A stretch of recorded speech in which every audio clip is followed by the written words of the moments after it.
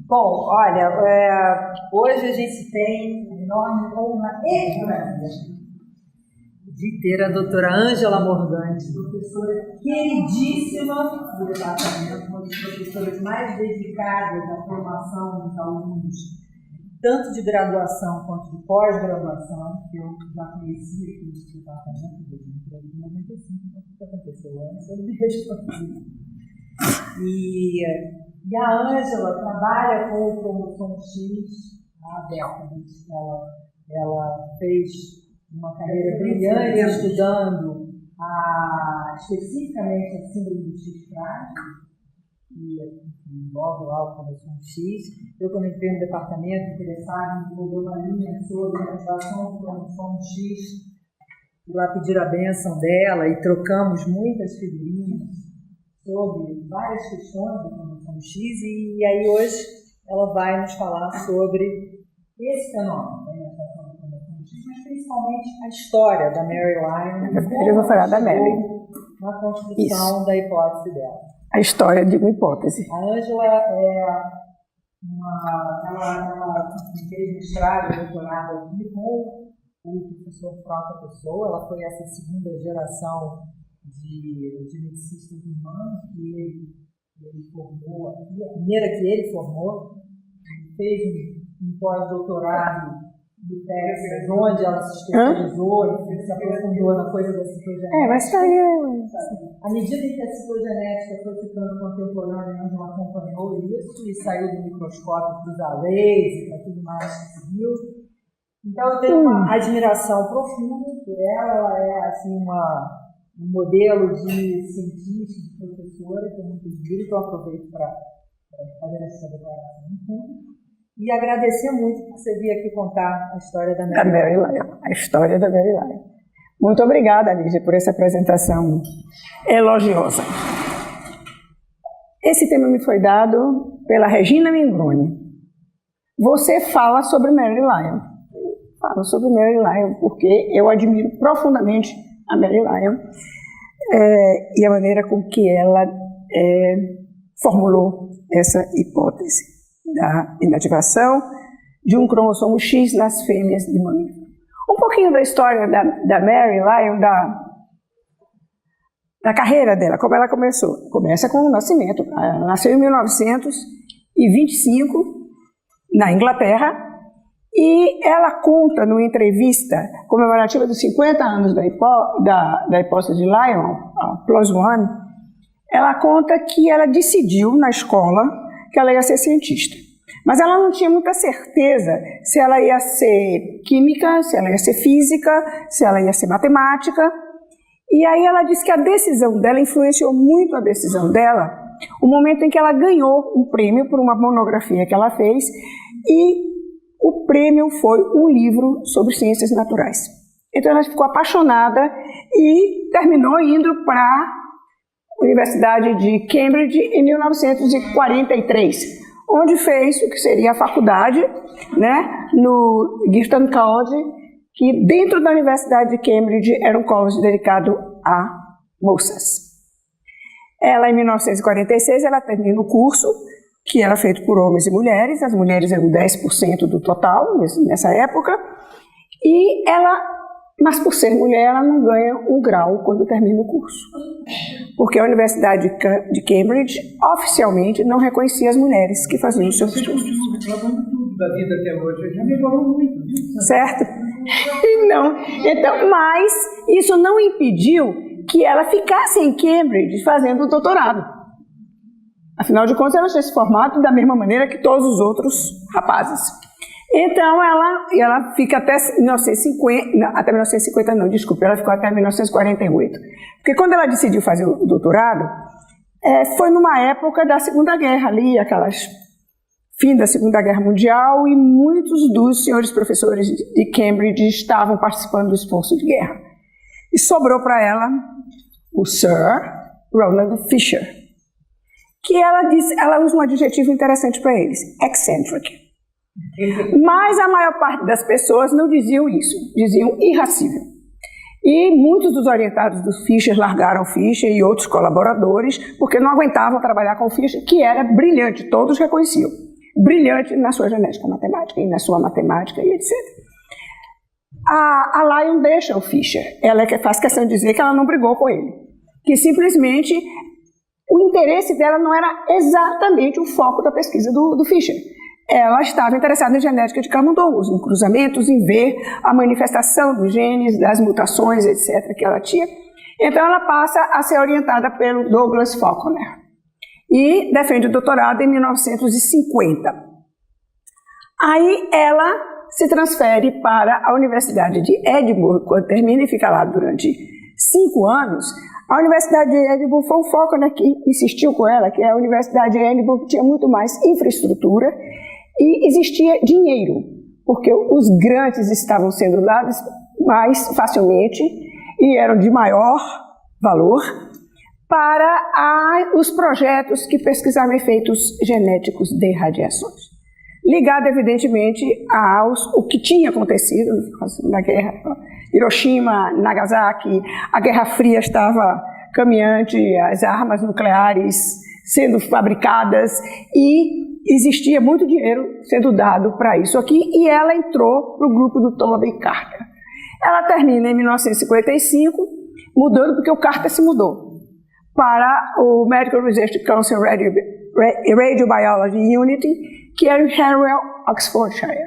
Tudo isso na Inglaterra, e ela ficou aí o tempo inteiro. Ela chegou a ser diretora da unidade de estudos em mamíferos, e ela ficou até, na verdade, esse 1990 é o ano da aposentadoria compulsória dela, aos 65 anos. A Lyon continua trabalhando, indo à unidade do MRC e publicando. E aí você encontra trabalhos publicados, publicando trabalhos de dados laboratoriais. Depois ela passa para uma fase em que os trabalhos dela são principalmente revisões e editoriais e comentários sobre trabalhos publicados.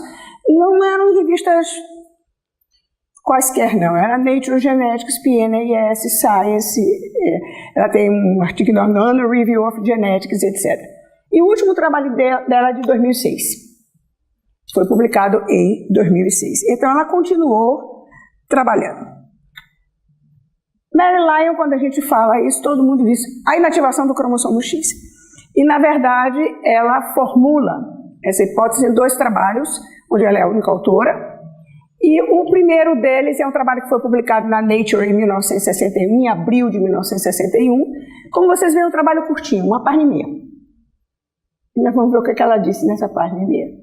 E depois um segundo trabalho dela, que tem, esse é longo, 13 páginas, onde há uma quantidade muito grande de dados sobre humanos, e ela publica no American Journal of Human Genetics, que é uma revista da Associação Americana de Genética Humana. Em linhas gerais, nós estamos acostumados a saber que nas células dos mamíferos um cromossomo X é ativo, um único, e que o outro é condensado e inativo e forma a cromatina sexual, que é visualizada na interface. Isso acontece cedo no desenvolvimento, a escolha, em cada célula se é materno ou materno, independentemente. E a manutenção, uma vez estabelecida, existe a manutenção. Os descendentes daquela célula continuam com o mesmo cromossomo X, inativo.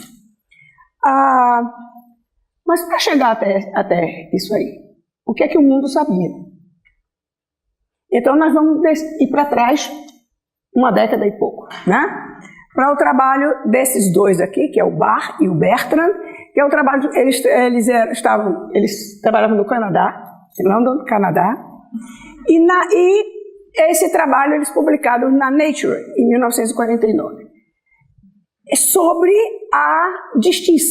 uma distinção morfológica entre os neurônios de gatos e gatas. Basicamente era isso. Aqui tem uma historinha bem interessante, que é serendipity, é o acaso mesmo. O Barr e o Bertrand era aluno do Barr. Eles estavam trabalhando num grande projeto financiado pela Força Aérea Canadense. E qual era o interesse da Força Aérea Canadense? Ela queria saber se cansaço de aeroviário tinha algum efeito na morfologia de neurônio. Então, o que o Barr e o Bertrand estavam fazendo neste momento era estimular o hipoglosso E eles eram neuroanatomistas, na verdade, e embora para a região do cérebro relacionada ao hipoglosso. E examinar os neurônios para ver se mudava a morfologia. E aí, de repente, eles notaram que em alguns animais eles viam esse pequeno corpúsculo aqui. Em outros, eles não viam. E aí, o que é isso? Mas isso é constante. Tem animais que sim, animais que não. Eles foram aos protocolos e distinguiram. Todas as fêmeas tinham esse, que eles chamaram de satélite nucleolar, certo? Que depois foi batizado como cromatina sexual em honra ao Barr, corpúsculo de Barr. E que sempre não estava presente no núcleo dos machos, mas estava presente no núcleo da fêmea. Como é que ele interpretou isso? É uma interpretação interessante, porque ele disse assim, olha, tudo indica que isso seja um cromossomo X. Não, ele não disse que era um cromossomo X. Mas a diferença é o seguinte, o gato também tem cromossomo X. Os dois cromossomos X, nesse núcleo interfásico, eles estão pareados. Então, condensados. E aí formam esse corpúsculo. Como o gato tem um só, não dá para ver. E ele não está ou não está condensado ou não dá para enxergar. Acertou, né, no chute. Bom, então é interessante porque eles notam que a frequência da cromatina sexual não estando acoplada, vamos dizer, agregada ao nucleolo, era mais frequente naqueles camundongos que ele dava o choque elétrico. Desculpa, o gato, eu estou com o camundongo, os gatos. E que ele dava, isso aí já foge da minha compreensão e julgamento. Então ele fez essa interpretação. E essa interpretação ficou rolando, que é um dos cromossomos X, nos núcleos interfásicos. E aí entra na história esse senhor aqui, o Susumu Ono, que está aqui com a professora Yatil, no Congresso da Associação Americana de Genética da SBG, no Rio de Janeiro, em 1992. Elegantíssimo, como sempre, o Ono, e de uma elegância intelectual invejável. Então, o Ono está lá, na evolução dos cromossomos sexuais, a partir de autossomos nos vertebrados, a evolução genômica por duplicação gênica e outras tantas hipóteses importantíssimas. O Susumu, ele não se conforma com a interpretação do Barr e do Bertrand. E ele planeja seus experimentos e, em 1960, ele e o Hark publicam um trabalho no Cancer Research, onde ele examina núcleos interfásicos e células em divisão de ratos e camundongos, tanto células normais como tumorais, e ele chega à conclusão de que a cromatina sexual não é formada pelos dois cromossomos pareados, mas por um cromossomo só. Nesse outro trabalho do ano seguinte, que está no Experimental Cell Research, eu vou me referir adiante a ele de novo, ele mostra figuras muito bonitas em células de fígado e que não há cromatina sexual no macho, há na fêmea, na célula diploide, e que existem dois em núcleos que aparentemente são tetraploides. E o que é que acontece de importante, que eu queria dizer para vocês, como é que ele chega à conclusão que é um cromossomo só?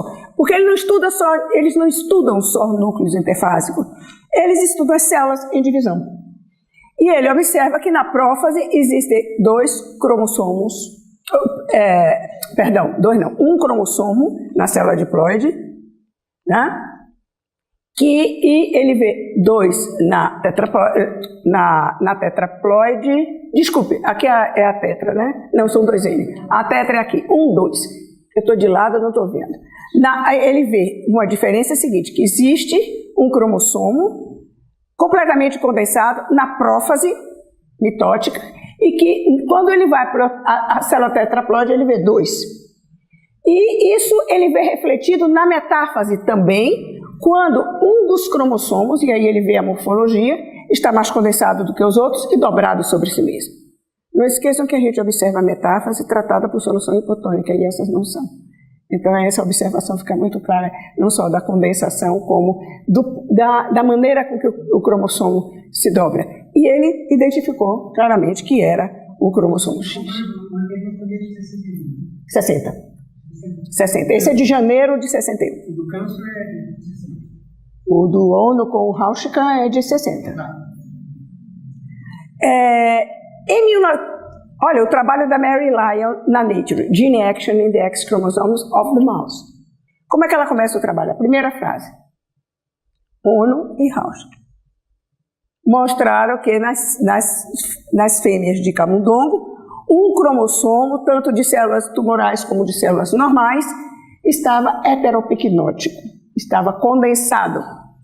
Eles interpretaram como um cromossomo, como um cromossomo X e que correspondia à cromatina sexual, né? Eles deixaram aberta a questão de se o cromossomo era paterno, materno, ou se só materno, só paterno, ou uma hora outra. Aqui você diz assim, puxa vida, tudo isso estava na mão do homem, e o homem que era uma pessoa que entendia de cromossomos, que entendia de heterocromatina, que sabia que a heterocromatina era inerte, não tinha transcrição como a eocromatina. Como que ele não disse a respeito da inativação desse cromossomo? Não disse, mas dizia, esse cromossomo deve estar inativo. Você vê comentários em congresso, esse cromossomo deve estar inativo. Só que aqui a gente tem que pensar uma coisa. A heterocromatina conhecida era uma heterocromatina que estava presente nos autossomos. Ela é eternamente heterocromatina. E aqui você viu uma heterocromatina que ele não chamou heterocromatina, ele teve esse cuidado, ele chamou de cromossomo heteropicnótico, né? Tinha um comportamento muito esquisito, porque ora ficava heteropicnótico, ora não ficava, no macho não estava, e estava na fêmea. Como é que isso não era uma heterocromatina clássica? Não era. Eu acho que ele teve cuidado nessa coisa, ele podia ir ter mais adiante. Mas baseado nisso, e a primeira frase do trabalho é sobre o trabalho do homem e do Rauschka, né?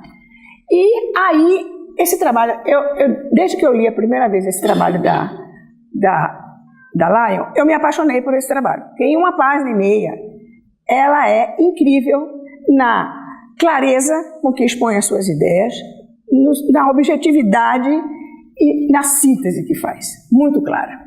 Então, ela diz claramente que essa comunicação dela sugere que há evidência da genética de camundongo, que o cromossomo heteropicnótico que se conhecia podia ser o paterno ou materno nas diferentes células do mesmo animal e que estava inativado geneticamente. E que a evidência tem 2 partes principais. Olha o que ela diz textualmente. Primeiro, que uma fêmea X0 de camundongo é normal no desenvolvimento, incluindo o sexual, e que este cromossomo está sempre ativo. Então, a mulher só precisa de um cromossomo para ser normal, as fêmeas.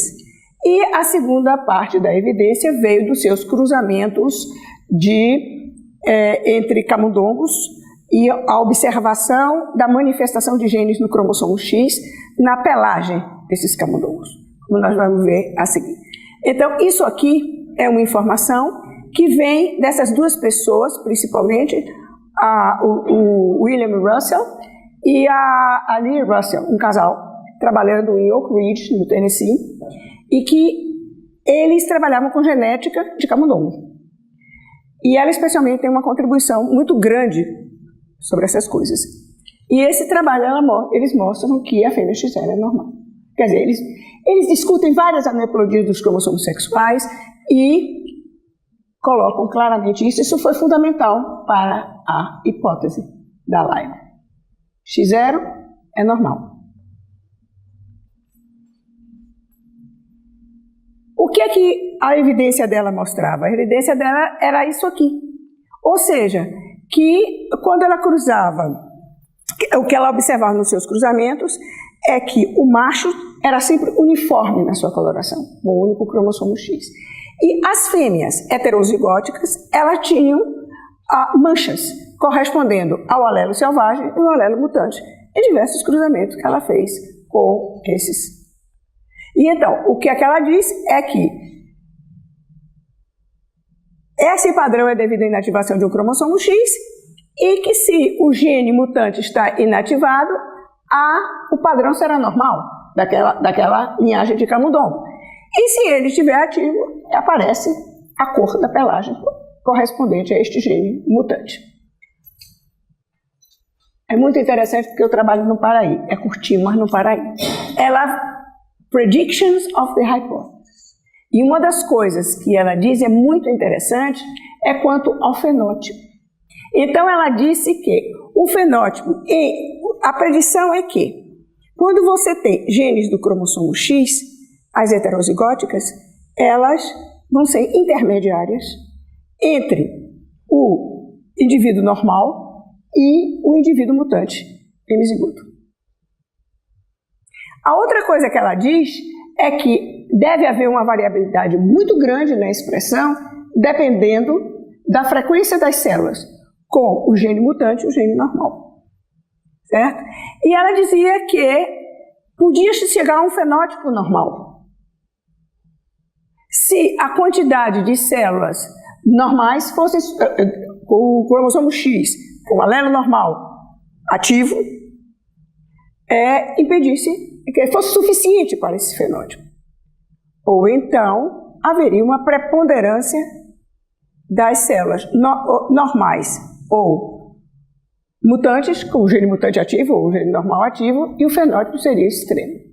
Então, é claramente que nesse momento, ela mostra que ela tem isso em mente. De que as mulheres ou as fêmeas se distribuem na população. É óbvio que isso não é um trabalho dela, é um trabalho de 2006, do grupo de Hunt-Willard, onde ele determina o padrão de inativação em mulheres, e ele pode distinguir um X ou outro por um polimorfismo do gene que ele usa para determinar esse padrão. Então, vocês veem aí o seguinte, que se espera pela inativação do cromossomo X uma distribuição da normal, que ajusta ao normal. Sim, que ajusta ao normal,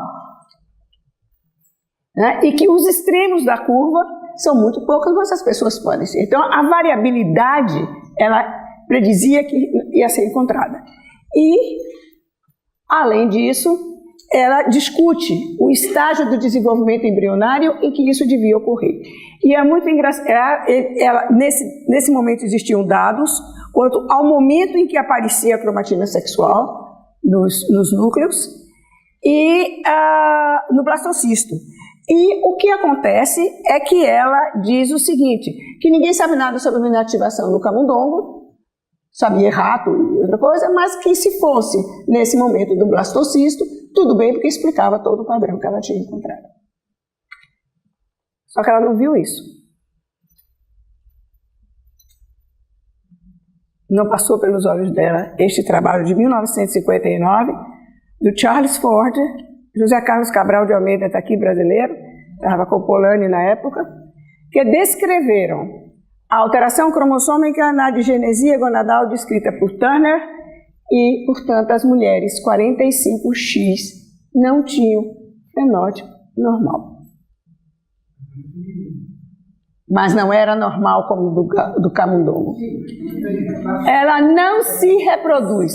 O que é que a Lyon tinha dito na hipótese dela, onde era uma das premissas? A mulher só precisa de um cromossomo X para se desenvolver. E não é verdade. Né? As pessoas especulam, puxa vida, o Charles Ford, olha aqui. His Hospital, United Kingdom. Atomic Energy Research, Harvard. E ela não tinha visto esse trabalho. O título do trabalho, para mim, é Sex Chromosome Anomaly, Case of Gonogenesis. Deve ter passado despercebido para ela. Deve ser passado despercebido. Internet. Mas ela conhecia o Charles Ford. E o que se acredita é que ela conversou muito com o Charles Ford. E o que conversou depois, porque o Charles Ford acordou, né? E aí, o que acontece é que nesse trabalho, Sex Chromatin and Gene Action in the Mammalian X Chromosome, aqui ela já aborda esse assunto. E é muito bacana o que ela faz. Então, ela diz que aí ela vai descrever em maior detalhe aquela hipótese que ela formulou de uma maneira bem rápida no seu trabalho da Nature. E aqui ela estuda, um dos itens é os efeitos dá o impacto da inativação do X no fenótipo das doenças, dos fenótipos clínicos, né, causados por mutações no cromossomo X. E ela conclui que o quadro que aparece é que existe uma expressão extremamente variável de acordo com o que se prediz se ocorre inativação ao acaso do cromossomo X. É interessante que ela diz o seguinte, e que inclusive você vai achar, ela tem uma tabela grande com 16 doenças humanas, que ela destrincha o fenótipo inteirinho delas e diz assim, olha, é um fenótipo intermediário, não é? É extremamente variável, pode ser assim ou assim. E ela discute inclusive aqueles fenótipos que são mosaicos. E que ela diz, olha, da mesma maneira que acontece, se a ação gênica que ela chama é localizada, você pode ver os mosaicos. Ela usa doenças de retina, mas...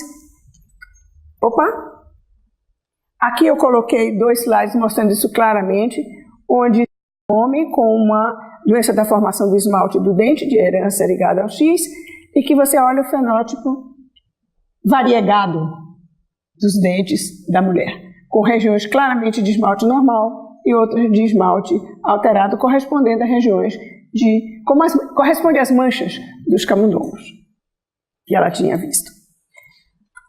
O outro ponto é os achados relativos aos cromossomos sexuais e à cromatina no homem.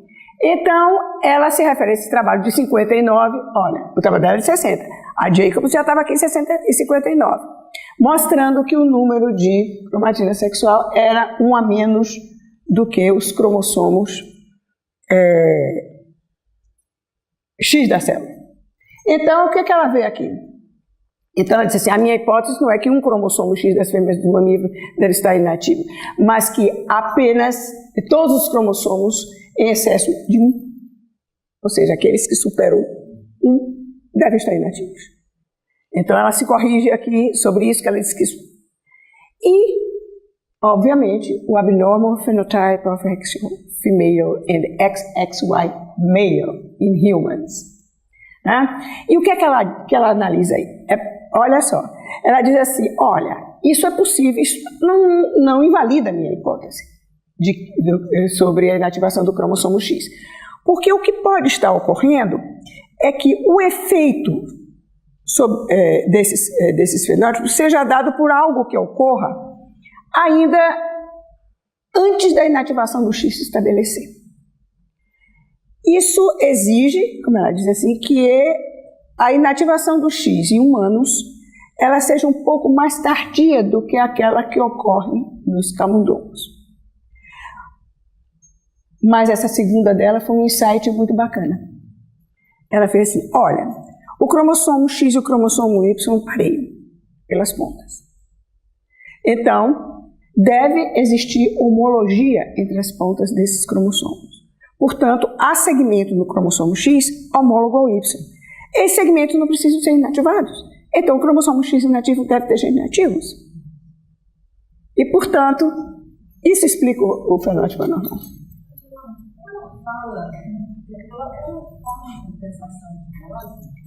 Ela fala nesse momento porque ela usa, o Muller já tinha usado essa expressão desde antigamente, 1930 e tantos, etc.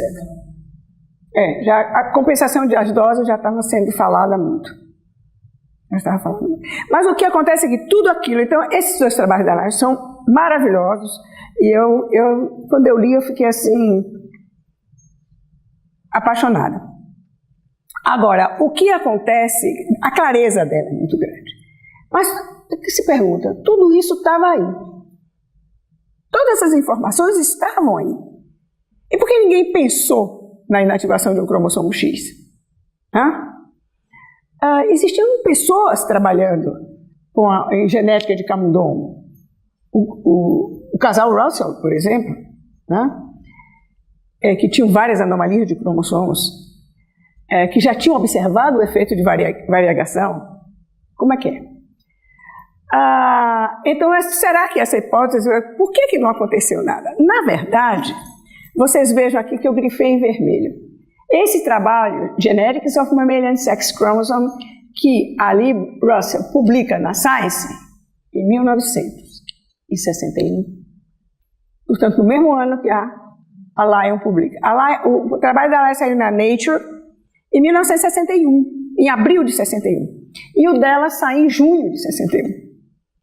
E ela diz, em linhas gerais, isso que um dos cromossomos das fêmeas de mamíferos está inativado, baseado em quê? Baseado no efeito de variação que ela observava. Ela observou em outro tipo de modelo, que incluía alterações do cromossomo X, translocações, uma série de coisas. Agora você veja, isto aqui está embutido, essa conclusão dela aqui está embutido em várias informações a respeito dos cromossomos sexuais do camundongo, das diferenças que existiam, numéricas entre um e outro, descrição das translocações, etc. Então se perde nesse trabalho realmente o foco da inativação do cromossomo X. E vocês vejam a frase que é o final do abstract desse trabalho. Nos mamíferos, o balanço gênico requer a ação de um cromossomo X, de maneira que isso impede a realização de suas potencialidades heterocromáticas. De maneira que qualquer cromossomo X adicional presente assume essas propriedades, as propriedades características da heterocromatina. Vocês viram que Lyon disse? Um cromossomo X inativo das fêmeas de mamífero permanece inativo. Então, foi um recado que apareceu anterior, mas era muito mais direto. Eu acho que esse trabalho da Lee Russell peca nisso. Ela não é tão clara, mas ela diz tudo. A inativação do X está aqui também. Né? Eles estavam trabalhando em Oak Ridge, no Tennessee. E aqui existe um outro trabalho que é publicado no ano seguinte, no PNAS, em janeiro, dia 15 de janeiro de 1962. Quer dizer, tudo muito junto. E então esse trabalho é do Beutler e ele oferece um outro tipo de evidência para a inativação casual do cromossomo X, que são dosagens da enzima G6PD, glicose 6-fosfatase hidrogenase, cujo gene está no cromossomo X. Então ele a observação dele é que as mulheres tinham níveis intermediários da enzima em relação ao homem afetado e ao homem normal. Né? E ao mesmo tempo que a mulher normal e o homem normal tinham o mesmo nível de enzima. Então, onde é que ele estava? Ele estava na Center for Medical Center, em Duarte, na Califórnia. O Ono nasceu no Japão, fez história de faculdade de veterinária no Japão, fez um doutorado, ele adorava animais, cavalos em especial, e migrou para os Estados Unidos. E foi embora para Duarte e ficou o tempo inteiro da vida dele aqui, produziu os trabalhos dele no Center for Medical Center. Então ele era colega do Beutler. E nesse trabalho do Beutler, ele fala no final, o Ono não é autor, não é coautor. No final, um trecho desse tamanho, assim, desse tamanho não, grande para o trabalho, em que ele agradece todas as discussões que ele teve com o Ono e os insights que o Ono deu para que esse trabalho saísse. Então, na verdade, ele se refere ao trabalho da Lyon. Ele disse, olha, Mary Lyon formulou essa hipótese da inativação de um cromossomo X nas fêmeas. Essa hipótese explica totalmente os meus achados. Agora, o que é que acontecia com ele? Quando ele viu aquele nível intermediário de enzima das heterozigotas, ele disse, eu tenho que saber se existem duas populações de célula. Então ele foi desenvolver toda uma metodologia para responder a essa pergunta. E ele próprio disse, enquanto eu estava desenvolvendo essa metodologia, Mary Lyon publicou o trabalho dela. Então vocês veem que a ideia estava em vários lugares ao mesmo tempo, né? E ao mesmo tempo isso é muito legal por uma coisa, porque a hipótese estava sendo corroborada por sistemas diferentes. Tá certo que ali o casal Russell tinha genética de camundongo, mas era um outro sistema diferente do da Lyon, né? E aqui você tinha dosagem enzimática em humanos. E todos os trabalhos realmente apresentavam fatos, observações que corroboravam plenamente a hipótese, né? Agora, nenhum deles falou disso aqui. Eu volto para aquele trabalho. Esse daí está no trabalho do ONU, aquele que eu mostrei, das células somáticas. Eu disse que as figuras eram bonitas, em vez de mostrar o de 60, eu mostrei o de 61. Mas nesse de 61, você veja que é o comportamento no German Somatic Cells. Então, ele analisa as células meióticas das fêmeas do mamífero e diz textualmente: diferentemente do que acontece com as suas células somáticas, todas as células somáticas que nós examinamos atualmente, não existe cromatina sexual nas células em meiose. É completamente diferente. E isso contrasta com o XY no homem, que é completamente heterocromático. O bivalente XY forma a vesícula sexual e está lá apertadinho. Nada. E aqui ele põe essa linda célula no Dictyostera, que você não vê nada. Ele põe outras células e eu coloquei a do Dictyostera. Então, onde dizia, na meiose das fêmeas não há cromatina sexual. Ninguém, até esse momento, em nenhum dos trabalhos, abordou esse assunto. Ou seja, ninguém disse textualmente que o fenômeno era um fenômeno das células somáticas dos mamíferos. E isso a Mary Lyon reconhece num trabalho dela de 1970, onde ela diz: Single X chromosome activity is a feature of somatic cells. E depois, na entrevista dela, na comemoração de 50 anos da hipótese de Lyon, ela diz assim: isso aí foi uma coisa importante. Nós não pensamos nas células germinativas e existia o trabalho do ONU. Existia o trabalho do ONU. Agora, a importância de uma hipótese, se a gente pensar bem, ela não está apenas no fato de ela estar se mostrando correta, de ela estar sendo apoiada por todas as observações, por todas as experimentações que sejam feitas, mas pelo impacto que ela tem no desenvolvimento da pesquisa na área. E realmente ela impactou incrivelmente toda a pesquisa realizada na área de genética de mamífero. Ela impactou primeiro no processo por exemplo, no processo de inativação em si. Como é que se inicia? Um cromossomo X fica inativo, como é que conta e sabe exatamente que tem que ser um? Como é que essa inativação se propaga ao longo de um cromossomo inteiro, que se torna inativo? E o pior, se na meiose ele se reativa, ele ativa e reativa dentro de um mesmo indivíduo. E como é que se mantém? Tá certo que a teoria exigia, tem que se manter, senão ela não via o que estava vendo. Eles todos que não viam isso. Então, isso aqui foram trabalhos e mais trabalhos e continuam até hoje. E houve um impacto muito grande na genética médica, na interpretação dos fenótipos das mulheres heterozigóticas contra mutações no cromossomo X que causam doença. Então, isso aí foi um impacto enorme, em se estudar como que manifesta, como que não manifesta, serviu de marcador para muita coisa aqui. Por exemplo, a clonalidade do tumor mostrou, a inativação do cromossomo X mostrou isso, e muitos outros dados que chegaram, por exemplo, à seleção das células, por que a mulher pode apresentar, sempre que tem essa doença, ela é normal e você vai ver por que ela tem inativação completamente desviada em todas as células dela, é o cromossomo normal que está acontecendo, que está ativo. Então desenvolveram-se vários trabalhos aí nessa área, inclusive em camundongos, mostrando a seleção no desenvolvimento das células que tinham o cromossomo X normal. Então foi muito trabalho que resultou disso aí. E interessante é que a Lyon, que já estava aposentada, ela não ficou tranquila, ela resolveu fazer outra hipótese.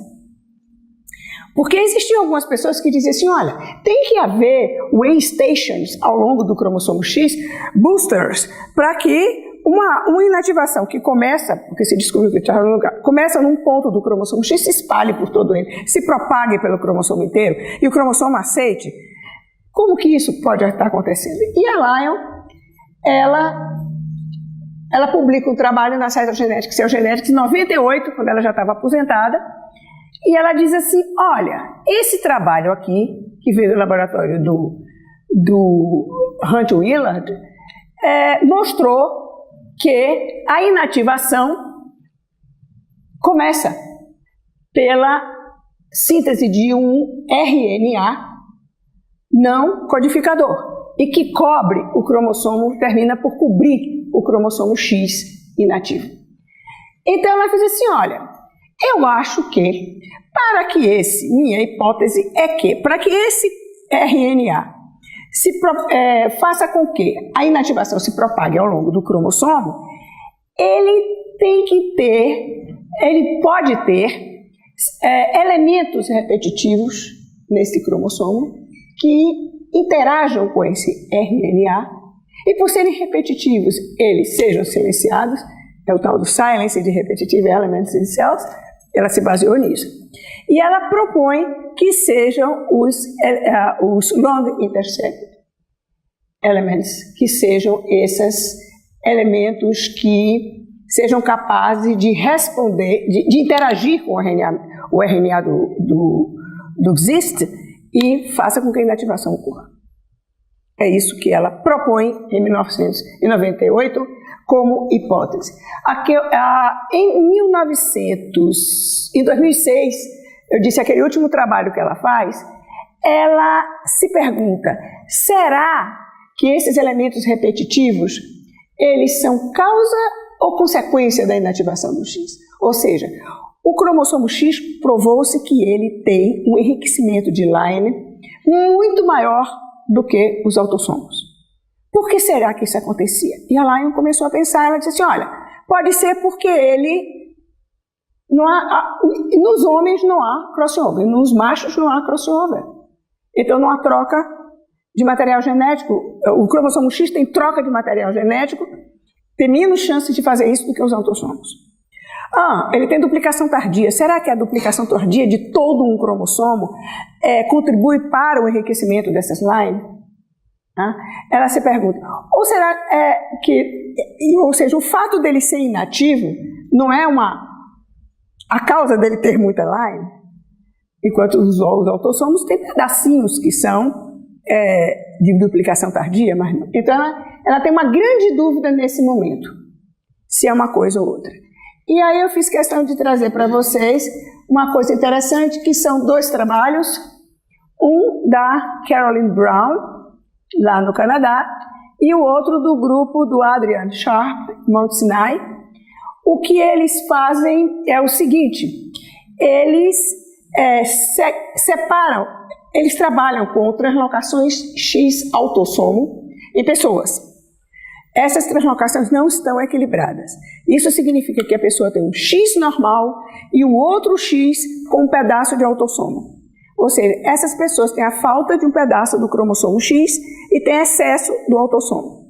O que é que acontece com essas pessoas? Há uma seleção daquelas células que mantém o cromossomo X normal ativo e aquele cromossomo derivado completamente inativo. Então ele tem um material natural oferecido para um experimento.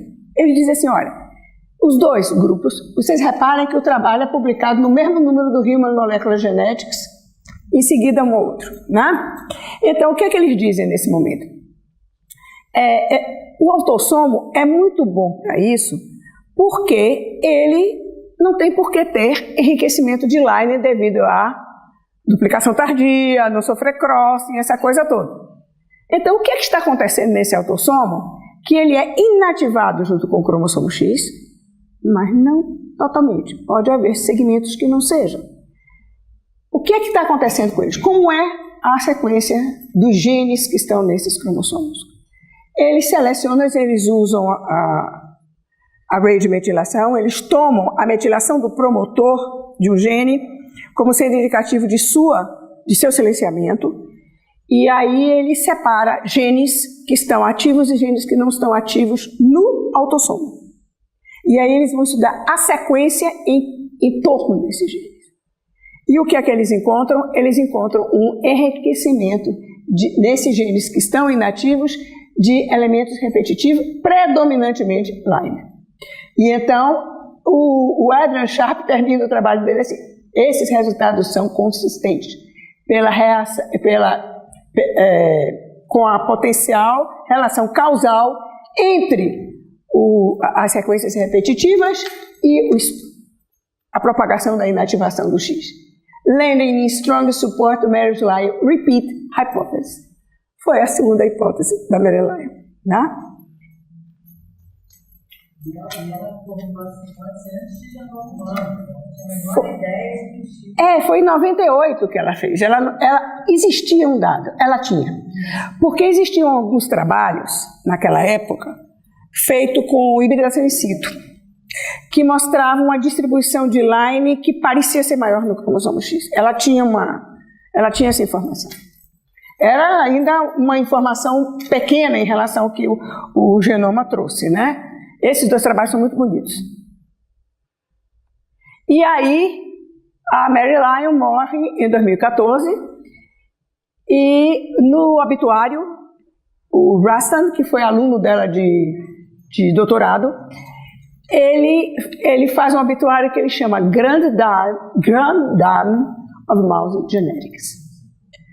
O que é isso? Quer dizer, ele chama a atenção. É claro que nesse obituário ele coloca toda a importância da hipótese da inativação do cromossomo X, mas ele chama a atenção do papel da Mary Lyon como geneticista de camundongos. O que foi feito aí? Os grandes. Quer dizer, ela diz assim, no século XX, ela foi a figura central da genética de camundongos, fornecendo dados e também ideias, né, para o uso do camundongo como organismo modelo, tanto para buscar, para se analisar desenvolvimento, como na genética médica, fabricação de indivíduos nocaute e etc., para se entender a manifestação dessas doenças. Ela foi editora da Mouse Newsletter, e a ideia dela é que se formasse uma comunidade que pudesse trocar as suas ideias. Não existia internet não, quando ela estava aí, quando ela criou essa coisa. Então, o resultado, ela criou uma comunicação rápida entre as pessoas.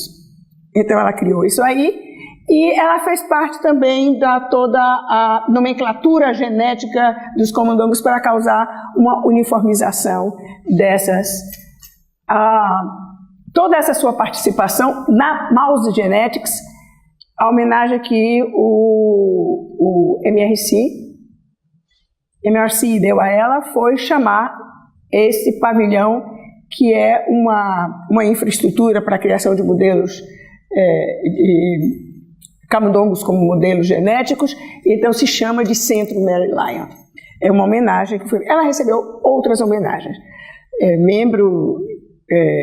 estrangeiro da Academia de Ciências dos Estados Unidos, ela é Fellow da Royal Academy, mas o pessoal acha que ela devia ter recebido mais prêmios do que recebeu, e que ela não recebeu porque tinha, pelo menos na época, todos esses prêmios vieram depois de 1980 praticamente, muitos anos depois da hipótese que ela fez, e que aí existia alguns pesquisadores de peso que não acreditavam na hipótese e que fizeram E ela reconhece que ela teve maus momentos, por exemplo, com o Hans Grunenberg, do Imperial College de Londres, que escreveu vários trabalhos dizendo que a teoria estava errada, mostrava matematicamente que não podia, que a cor dos camundongos não podia ser aquela devido à inativação, e várias outras coisas, né?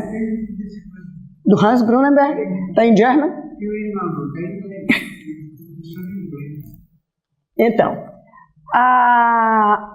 e aqui está o dia da morte dela. Ela morreu com 88 anos no dia de Natal, em 2014. E olha o que o Rustan escreve.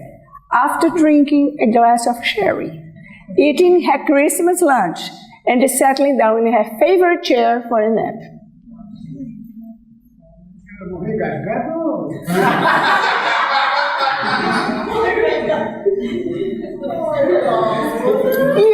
E essa frase eu achei muito bonitinha, que ele escreveu como final. Her first love was a mice, although she always had a cat, a tortoise shell cat.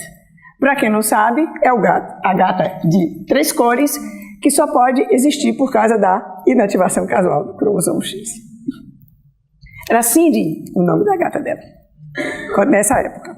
Ela sempre teve uma gata, segundo sabe. E eu terminei assim. 2X chromosome were not completely inactivated. Eu relacionei aí algumas mulheres, porque o cromossomo X sempre traiu muitas mulheres. Então, se você olhar essa lista aqui, Mary Lyon, Lynne Russell, Pat Jacobs, Eva Terman mapeando o centro de inativação, Bárbara Mijon, Carla, quase que vocês acharam o centro, né? Você estava lá. Foi. A Jennifer Graves estudando os mamíferos, né, nos marsupiais e coisas. A Christine Distache, na Universidade de Washington, em Seattle, Distache, com toda aquela parte de genes que se manifestam no cromossomo X inativo. A Carolyn Brown, né, que é a primeira autora do X. A Laura Carroll, que faz parte desse mesmo, está na Pensilvânia. Edith Heard, lá em Paris. A Ginny Lee, em Harvard. Quer dizer, tem uma quantidade de mulheres grande que se interessaram profundamente e fizeram contribuições importantíssimas para o entendimento do processo de inativação do cromossomo X. Aqui no departamento, imagine quem é que trabalha nisso. Quantos X tem? Olha ali, ó. 2X. 2X. Aí estudando iniciação e etc. Tem um trabalho que eu gosto muito dele, que é quando você, porque existe o seguinte, qual é esse problema de ativação e reativação do cromossomo X? Quando se estuda anexo embrionário de camundongo, a placenta do camundongo, por exemplo, a inativação do X é desviada, é o X paterno. Isso se acredita que seja o reflexo de o cromossomo X paterno estar inativado no espermatozoide. Tá? Então ele continua ali.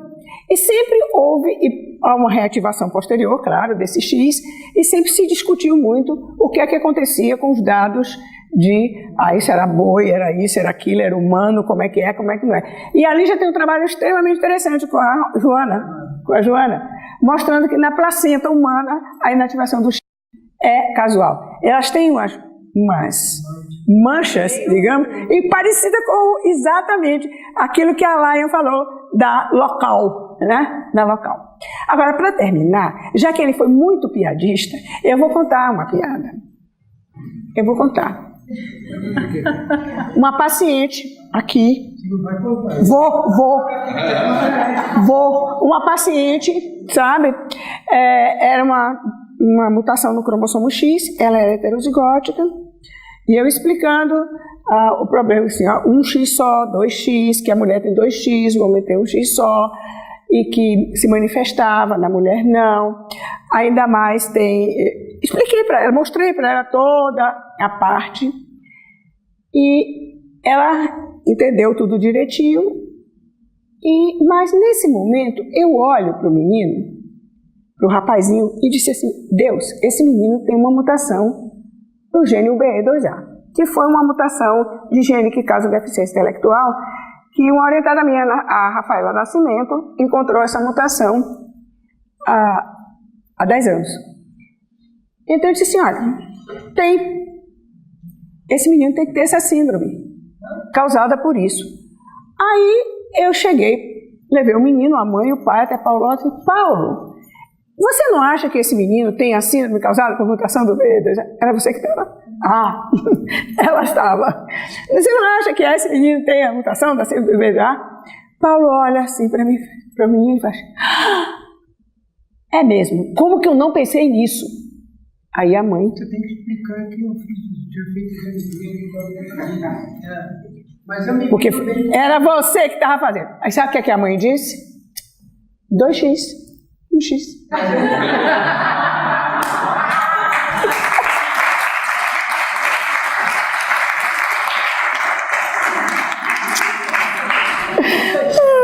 Foi muito engraçado.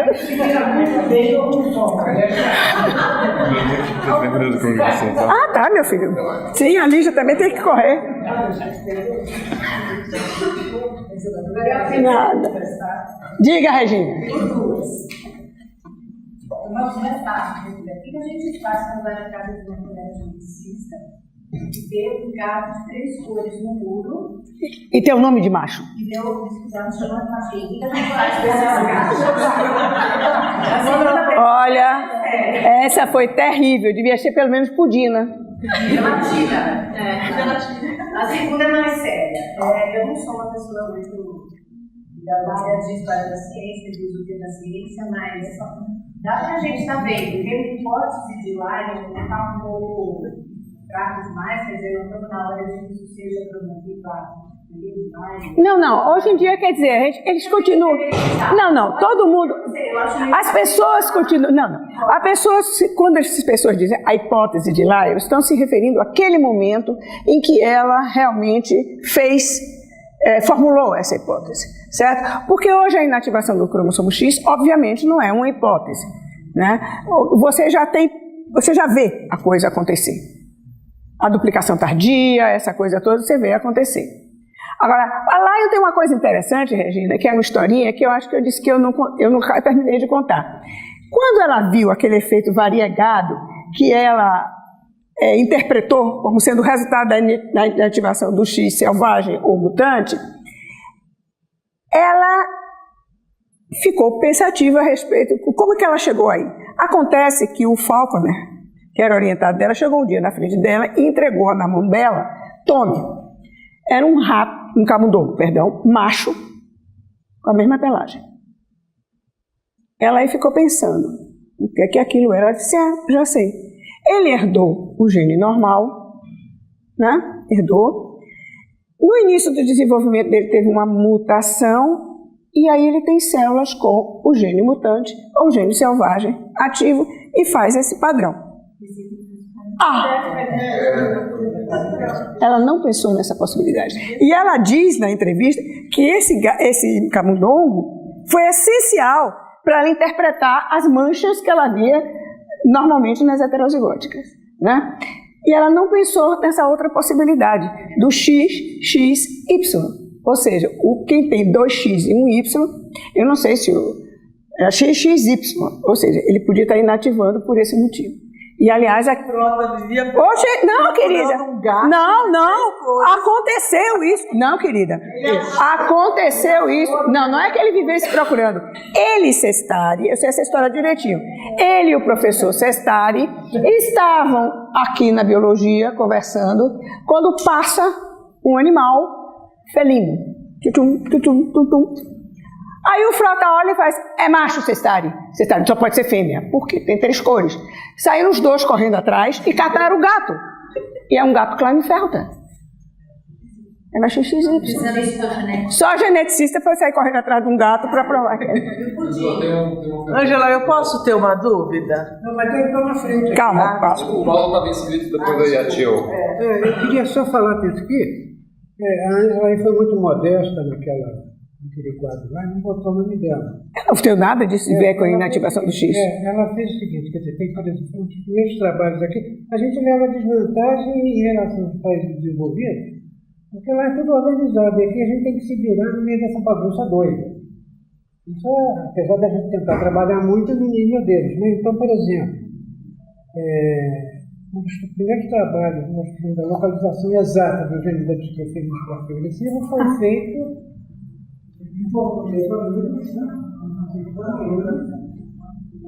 Ela está na passagem. X atuação. O negócio é todo variando da história de uma situação diferencial do que estava ligado a outra coisa. É aquela aplicação da genética médica para interpretar fenótipos. Outra coisa importante, deixa eu ver aqui, ela já falou sobre o gato do Frota, ele publicou no gato do Frota. Outra coisa que é esse problema da identificação dos tipais, eu tive na Austrália 6 meses e fiz o pessoal que ele escreveu, então. O Sutherland? Eles estavam, o hospital ficava ao lado do lugar. O Grant Sutherland e a Gillian. Então, praticamente a primeira família publicada sobre o fascismo, como família do fascismo, Foi do Labs. Daquilo que tinha tratado a Bela, era um tratado que se chama Treasure of Human Inheritance, um tratado que ela corrigiu uma opção de genealogias típicas, e tinha uma a tal de Martingale. Mas uma das primeiras famílias, ela disputa naquele local. Um estudante de pós-graduação dele, e quem depois a Ângela fez a identificação dos filhos, um atraso mínimo em relação à publicação da Terra. Eu vou dizer do Labs. Do Labs.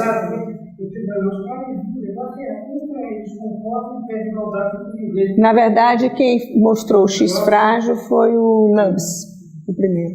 E depois tem os dois nos Estados Unidos.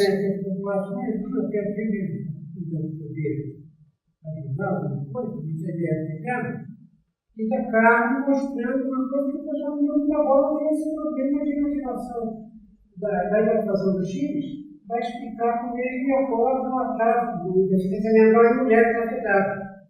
Quer dizer, que nunca ninguém não pode, são dois trabalhos muito bem feitos. Já sei. Saiu na revista do Londres, né?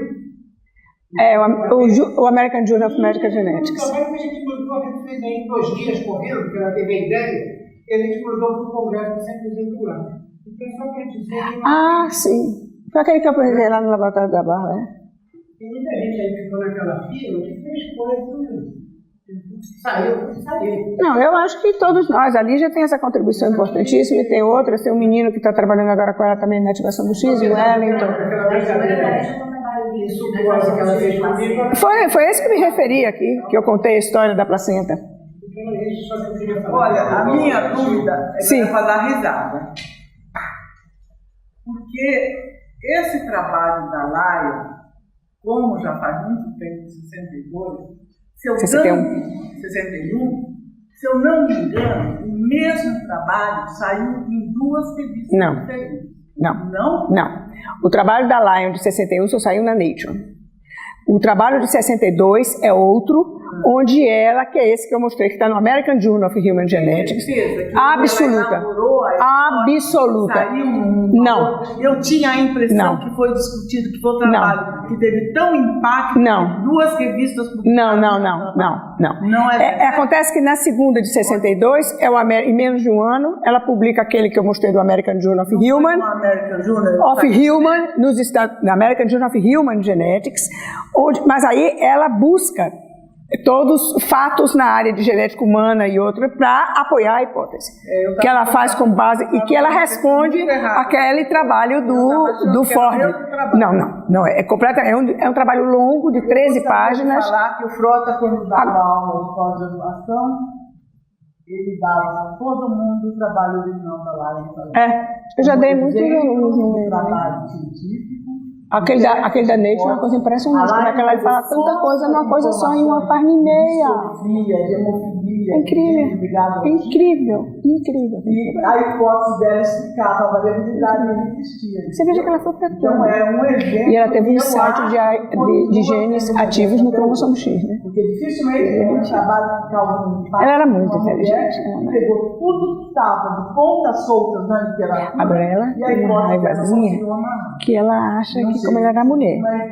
E fez a hipótese com... Ela não era nada ainda, ela estava sendo contratada ali, que os caras faziam de propósito dizer que aquilo era mentira. Muito bom. Agora tem uma última pergunta. Então, deixa eu agradecer a Ângela mais uma vez. Obrigada por me trazer a oportunidade de vir aqui, Muito contar legal. essas historiazinhas. Eu assisti pouquíssimas aulas suas. E sinto que você leva... Os seminários de